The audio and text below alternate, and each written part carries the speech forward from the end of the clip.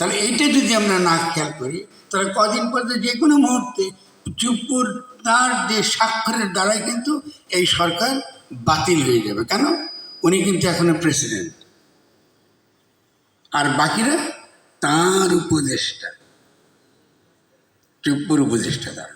তিনি ইচ্ছা করলে কিন্তু কলমের খোঁচা একদিনে ফেলে দিতে পারেন, যখনই তিনি মনে করবেন যে এটা করার মতো শক্তি সমাজে আছে, তিনি কিন্তু এটা করে দিতে পারবেন।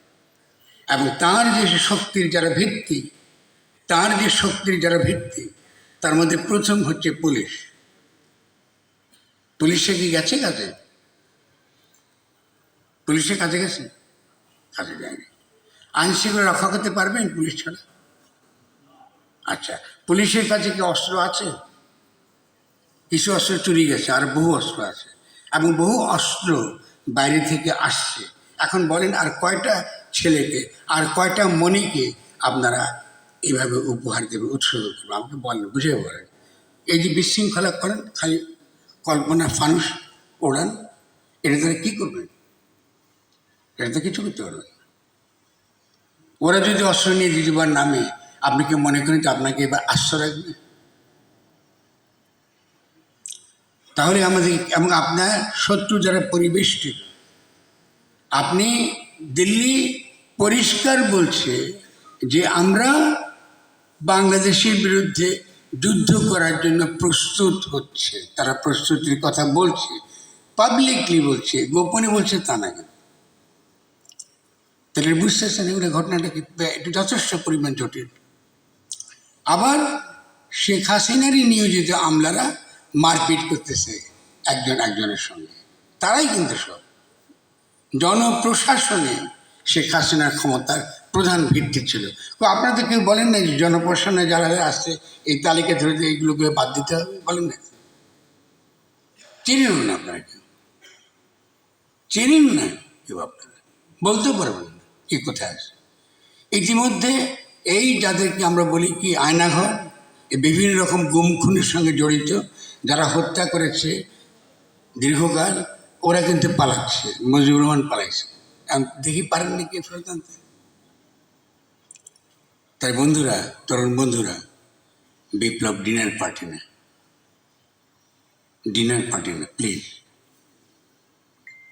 উল্লাসের সময় নেই। ফলে যদি আমরা এগোতে চাই তাহলে কিছু কিছু বিষয় আমাদের তত্ত্বগতভাবে খুব পরিচ্ছন্ন থাকতে হবে। কী কী জিনিস পরিচ্ছন্ন থাকতে হবে? প্রথমত, রাষ্ট্র এবং সরকার এক নয়। আমরা কারা কারা জানি রাষ্ট্র সরকার এক নয়?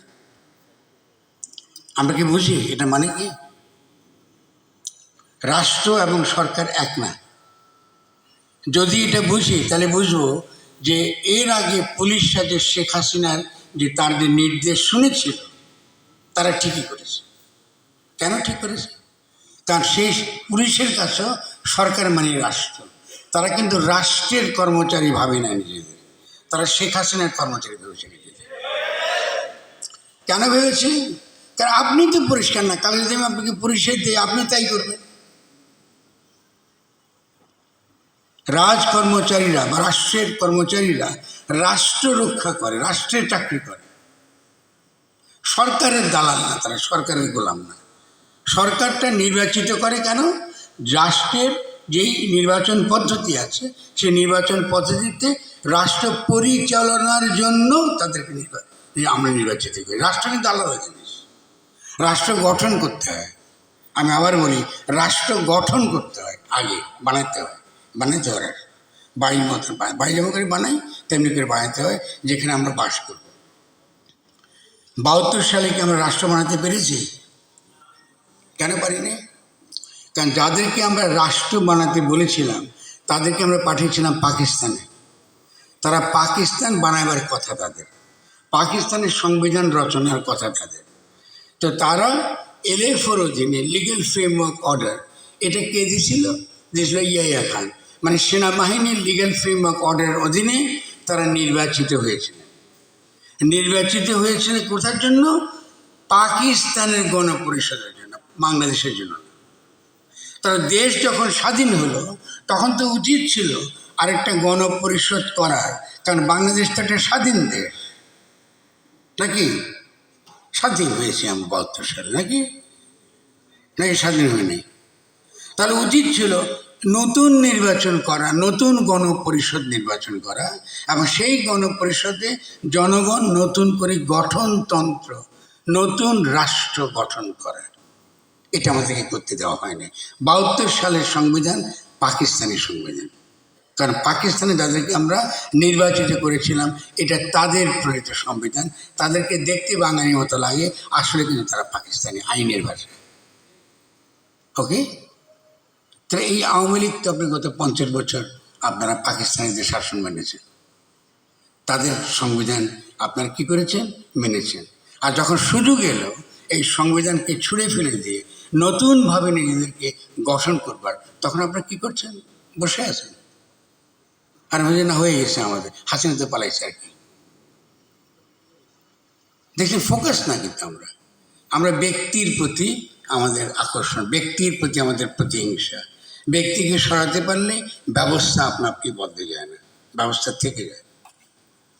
সেই জন্য আমাদেরকে খুব সুনির্দিষ্টভাবে যে দাবিটা আমরা করছি, যে একটা সাংবিধানিক প্রতিবিপ্লব ঘটে গিয়েছে, আমাদের দাবিটা হবে এই বিজয়কে পূর্ণতার দিকে নিয়ে যেতে হলে অবশ্যই আমাদেরকে আমাদের প্রেসিডেন্ট, যাকে আমরা কলা গাছ হোক কি ডক্টর ইউনূস হোক আর যেই হোক, আমরা আমাদের একজন প্রেসিডেন্টকে নিয়োগ করব।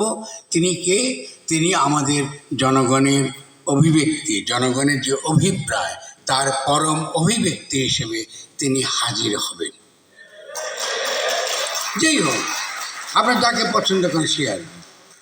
ডক্টর ইউনূস যদি না পারেন তো আরেক ইউনূসকে আনবো, বা আমাদের মধ্যে তরুণদের মধ্যে হোক, যেখানে পায় না কেন বাংলাদেশে, তিনি আমাদের নতুন দেশের প্রধান হবেন। কারণ কাজটা হচ্ছে নতুন গঠনতন্ত্র প্রণয়ন। তার কি কাজ? একটাই কাজ, প্রধান কাজ, যে বাংলাদেশের জন্য একটা নতুন গঠনতান্ত্রিক প্রক্রিয়া তিনি শুরু করবেন, যেখানে জনগণ অংশগ্রহণ করবে, এবং জনগণের অংশগ্রহণের ভিত্তিতে আমরা একটা নতুন গঠনতন্ত্র প্রণয়ন করব।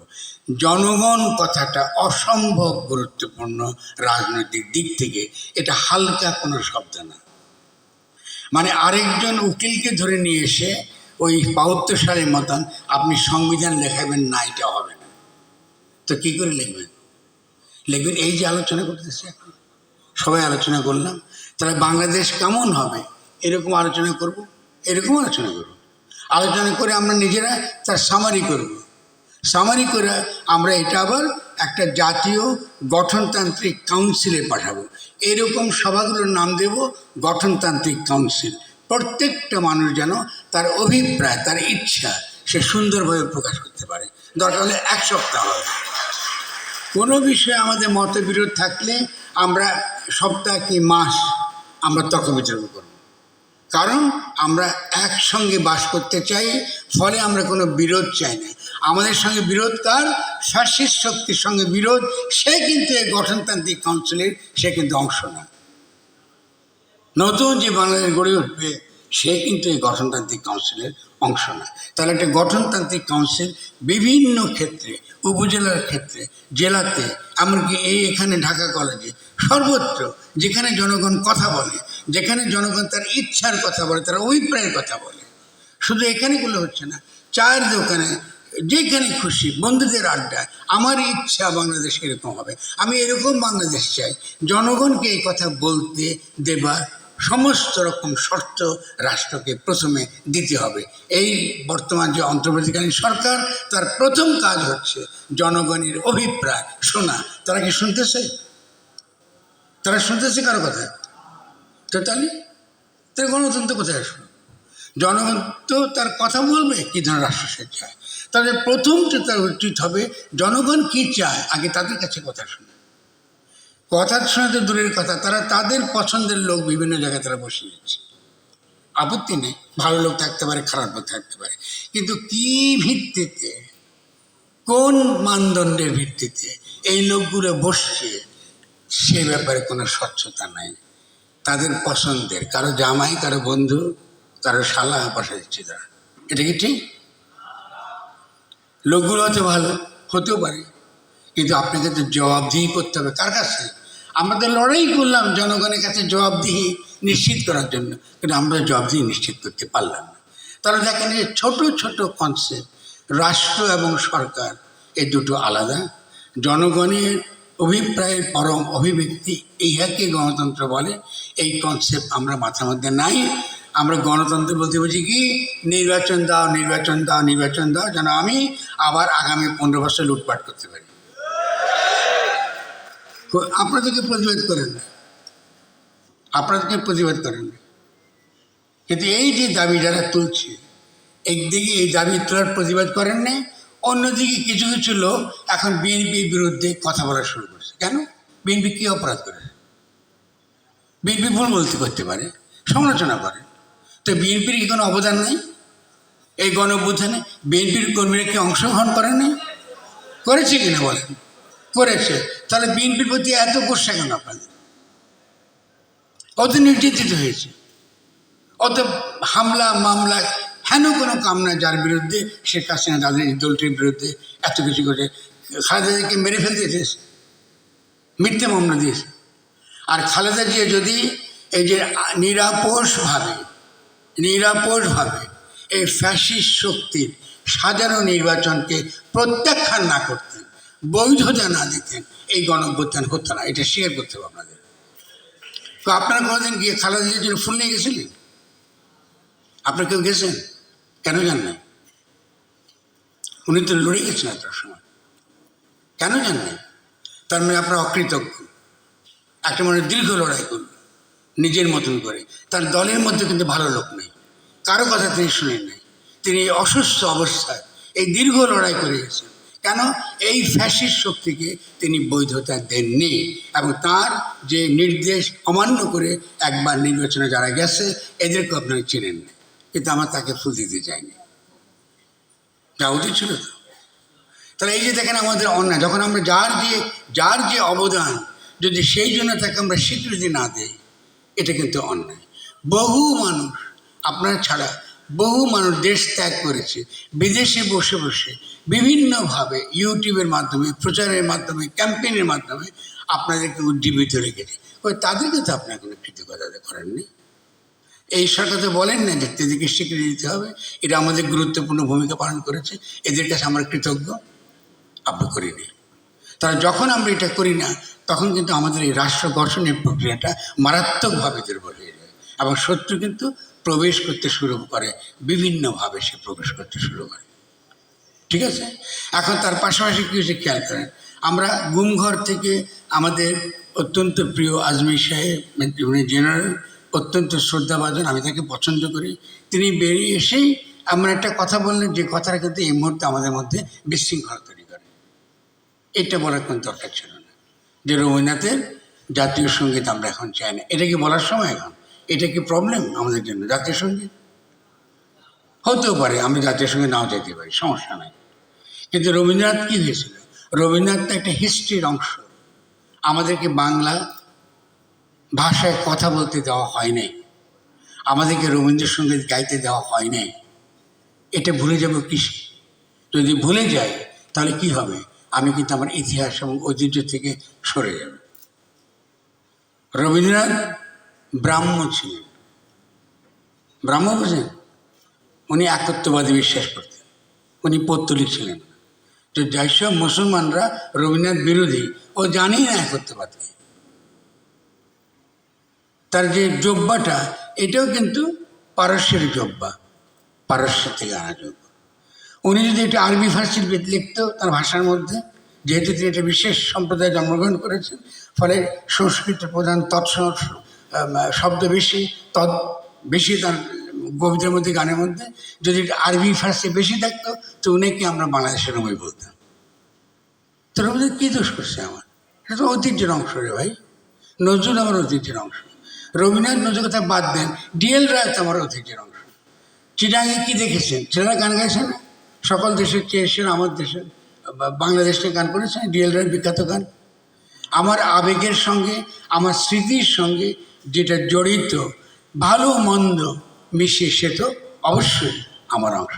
তো নজরুল কি মুসলমান হলে মাফ করে দেবো? ও কি কালির উপর গান লেখেনি? বলুন তো, লেখছে কি নজরুল? লেখছে? উনি কীর্তন লেখেনি, লেখছে, তো আমি কি নজরুলকে ফেলে দিই? তো এগুলো কি, এগুলো কী ধরনের চিন্তা? রাষ্ট্র কী করে গঠন করবেন যখন আপনার ঐতিহ্যের সঙ্গে কোনো সম্পর্ক নাই, ইতিহাসের সঙ্গে কোনো সম্পর্ক নাই? বারবার ইতিহাসটা কাইটে দেন আপনারা, এই যে ছুরি দিয়ে কাইটে দিয়ে রক্তাক্ত করে ফেলেন। কিন্তু তরুণদের কিন্তু এসব ক্ষেত্রে বিভ্রান্ত হওয়া উচিত।